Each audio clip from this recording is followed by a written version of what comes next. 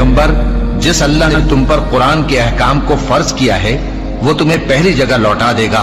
कह दो कि मेरा परवरदिगार उस शख्स को भी खूब जानता है जो हिदायत लेकर आया और उसको भी जो खुली गुमराही में है। और ए नबी, तुम्हें उम्मीद न थी कि तुम पर यह किताब नाजिल की जाएगी, मगर तुम्हारे परवरदिगार की मेहरबानी से नाजिल हुई। सो तुम हरगिज काफिरों के मददगार न होना, और वो तुम्हें अल्लाह की आयतों की तबलीग से बाद इसके कि वो तुम पर नाजिल हो चुकी हैं रोक न दें, और अपने परवरदिगार को पुकारते रहो और मुशरिकों में से हरगिज न हो जाना, और अल्लाह के साथ किसी और को माबूद समझकर न पुकारना।